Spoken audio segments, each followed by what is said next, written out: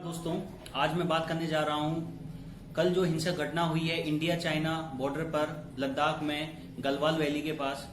देखो, रात में लद्दाख में एलएसी के पास हिंसक झड़प में भारत के 20 सैनिक शहीद हो गए हैं। दावा किया जा रहा है कि चीन के भी 43 सैनिक की मौत हो चुकी है और कई घायल भी हुए हैं।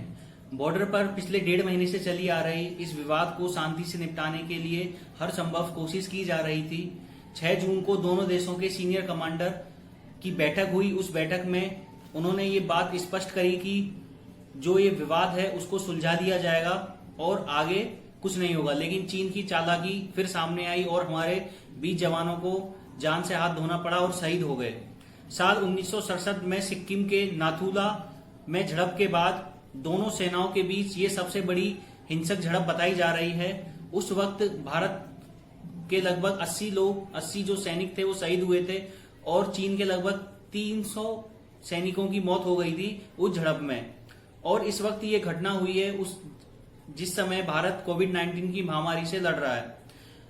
ये जो झड़प हुई है वो हथियारों के बिना हुई है और इसमें पत्थर और लोहे की जो रोड होती हैं उनका यूज किया गया है। दोनों सेनाओं के जो सैनिक गंभीर रूप से घायल हुए हैं और जो पूर्व में जो बैठक हुई थी, जो सहमति हुई थी, उस पर चाइना सहमत नहीं हुआ है प्रॉपर तरीके से। अगर चाइना सहमत हो जाता तो ऐसी घटना हमको देखने को नहीं मिलती। हम इंडिया और चाइना के बॉर्डर पर फिलहाल जो टेंशन चल रही है, लद्दाख में लगभग 4 से 5 पॉइंट ऐसे हैं जहां पर इंडिया और चाइना की फोर्स आमने सामने है और एक सिक्किम में ऐसी जगह है नाथुला जो हमने अभी डिस्कस किया था, वहां पर भी इंडिया और चाइना की जो फोर्स हैं वो आमने सामने एक दूसरे के खड़ी हुई हैं। 9 जून को ये न्यूज सामने निकल के आई थी कि दोनों देशों के बीच लद्दाख रीजन में कुछ जगहों पर पार्सल डिसएंगेजमेंट देखने को मिला है। पार्सल डिसएंगेजमेंट का मतलब दोनों सेनाओं के जो सिपाही हैं वो 2-2 किलोमीटर पीछे हट गए हैं। ऐसे ही पार्सल डिसएंगेजमेंट की न्यूज सामने निकल कर आई तो मीडिया ने इस इश्यू को डिस्कस करना कम कर दिया। बहुत लोगों को लगने लगा कि इंडिया और चाइना की जो बॉर्डर हैं अब उनसे टेंशन अब कम होने वाली है, बट ऐसा नहीं है। टेंशन और भी काफी ज्यादा है। देखो, पहले 2 रीजन हैं, एक तो गलवान वैली और दूसरा है पैगोंग त्योंग। ये 2 ऐसे एरिया हैं जहां पर पहले भारत की आर्मी पेट्रोलिंग करती थी, बट वहां पर अब चाइना खड़ा हुआ है उस रीजन के अंदर। अब चाइना की फोर्स उस रीजन के अंदर है और चाइना के जो सैनिक हैं वो काफी अधिक मात्रा में संख्या में, उनके पास भारी भरकम हथियार भी हैं जैसे कि armed vehicle, artillery units, infantry, combat vehicles, ये सब भी बड़ी संख्या में उनके पास मौजूद हैं।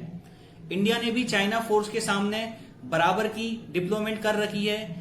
इसी से लगता है कि ये जो इशू है वो फ्यूचर में आसानी से सॉल्व नहीं होने वाला है। डिस्प्यूट अब सॉल्व होगा जब हमको पता होगा कि चाइना की फोर्स आखिर वहां पर क्यों है, मतलब एलएसी को पार करके चाइना के जो सैनिक हैं वो आगे क्यों आए। आज तो देखो एक पॉइंट पर ये हिंसक झड़प हुई है, कहीं कल ऐसा ना हो कि किसी कोई और दूसरे पॉइंट पर ऐसी झड़प हमको देखने को मिले। इंडिया और चाइना के इंडिया जो है वो बॉर्डर के ऊपर अपना इंफ्रास्ट्रक्चर डेवलप कर रहा है। इसी को देखकर चाइना को जेलसी उत्पन्न हो रही है और इसीलिए वो चाइना भारत के ऊपर अटैक करने की कोशिश कर रहा है, सैनिकों को झड़प करने की कोशिश कर रहा है। देखो, डिस्प्यूट जब सॉल्व होगा जब हमको पता चलेगा कि चाइना की फोर्स आखिर आगे क्यों आई है, मतलब एलएसी को पार करके, यानी कि लाइन ऑफ एक्चुअल कंट्रोल को पार करके चाइना की फोर्स आगे क्यों आई है। और कुछ एक्सपर्ट का ये मानना है कि इंडिया जो अपने बॉर्डर पर इंफ्रास्ट्रक्चर डेवलप कर रहा है, खासकर की जो रोड बना रहा है डरबुक से लेकर दौलत बेग ओल्डी तक, उसको लेकर चाइना काफी नाराज है।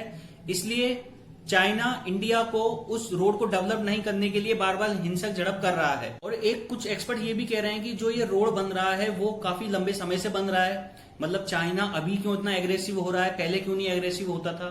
तो कुछ एक्सपर्ट ये भी कह रहे हैं कि जो पहले इंडिया था वो नॉन अलाइंड मूवमेंट की पॉलिसी को फॉलो करता था, मतलब कोई भी इशू डिस्कशन करना होता था तो नॉन अलाइंड मूवमेंट की पॉलिसी को फॉलो करता। अब इंडिया क्या कर रहा है, सीधा यूएसए के साथ बड़े बड़े इश्यूज पर डिस्कशन कर रहा है। तो चाइना को इससे काफी डर बना बैठा है, इसलिए वो चाइना भारत के ऊपर दबाव बनाना चाहता है। जैसे कि कुछ समय पहले मैंने टॉपिक पर वीडियो अपलोड करा था G11 के बारे में, किस प्रकार से अमेरिका के जो राष्ट्रपति ट्रंप ने भारत को G11 में शामिल करने की बात कही। तो उसी को लेकर चाइना और कई बातें हैं जिससे चाइना परेशान है और भारत पर दबाव बनाने की कोशिश कर रहा है। देखो, भारत और चीन सेनाओं के बीच पूर्वी लद्दाख के पैगोंग त्योंग, गलवान घाटी, डेमचौक और दौलत बेग ओल्डी में संघर्ष चल रहा है। ये 4 से 5 ऐसे पॉइंट हैं जिनमें चाइना और भारत की आर्मी आमने सामने खड़ी हुई है। अगर हमें चाइना से मुकाबला करना है तो इस प्रकार की टेंशन बॉर्डर पर क्रिएट ना हो। फ्यूचर में तो ये हमारी मिलिट्री को और स्ट्रॉन्ग करना होगा अगर हमको चाइना से मुकाबला करना है।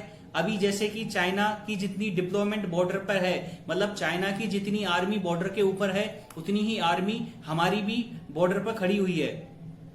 तो चाइना को ये लगता है कि हम दब जाएंगे, लेकिन भैया हम दबने वाले नहीं हैं। अगर आप चाहते हैं टेंशन लेने को, हम टेंशन लेने को तैयार हैं, बट जो हमारी मिलिट्री है वो थोड़ी स्ट्रांग होनी चाहिए चाइना से। हमें हमारी मिलिट्री को और स्ट्रांग बनाना है ताकि चाइना से हम और मुकाबला कर सकें और चाइना को एहसास दिला सकें कि भारत अब वो भारत नहीं रहा और भारत कमजोर देश नहीं है। देखो, हाल ही में अब मैं बात करूं कि किस प्रकार से मोदी जी ने हाल ही में एक रैपिड ट्रांजिशन सिस्टम का टेंडर जो कि एक चीनी company Sangai terminal engineer limited को दिया है, जो कि 1126 करोड़ का जो टेंडर है। तो इस प्रकार से चीनी कंपनी को इस माहौल में टेंडर प्रोवाइड कराना मोदी जी के द्वारा, सेंट्रल गवर्नमेंट के द्वारा, ये काफी दुखदाईपूर्ण है। ऐसा नहीं होना चाहिए। एक तरफ तो हो रहा है कि बॉयकॉट चाइना कीजिए और दूसरी तरफ तुम चाइना को ही टेंडर प्रोवाइड करा रहे हो। बहुत सी ऐसी कंपनियां हैं जो भारत में ऐसा काम कर सकती हैं, बट इशू क्या है कि जो पेमेंट है वो काफी लो ले रहा है चाइना, और अदर जो कंपनी है जैसे कि टाटा हो गए, L&T कंपनीज होगी, ये काफी कम पेमेंट ले रही हैं इस रोड को कंस्ट्रक्ट करने में। तो इस वजह से संगाई कंपनी को ये टेंडर प्रोवाइड किया है सेंट्रल गवर्नमेंट के द्वारा। और बात करते हैं अब एक चीज के बारे में कि कुछ दिनों पहले एक एप्लीकेशन चली थी कि इस एप्लीकेशन के जरिए आप जो चाइना की जो ट्रेडिंग है, जो पॉलिसी है, उसको गिरा सकते हो, जीडीपी गिरा सकते हो। भाइयों, ऐसा कुछ भी नहीं है। चाइना को जो इंपोर्ट एक्सपोर्ट होता है वो सेंट्रल गवर्नमेंट के थ्रू ही होता है। अगर सेंट्रल गवर्नमेंट ही इंपोर्ट एक्सपोर्ट बंद कर दे चाइना से, तो हम चाइना के जो सामान है आसानी से उनका बहिष्कार कर सकते हैं। तो मेरी गवर्नमेंट से ये अपील है कि जैसे जल्दी से जल्दी ये जो चाइनीज सामान है इनका बहिष्कार किया जाए और भारत को आगे बढ़ाया जाए, भारत की आर्मी को स्ट्रॉन्ग किया जाए। Thank you.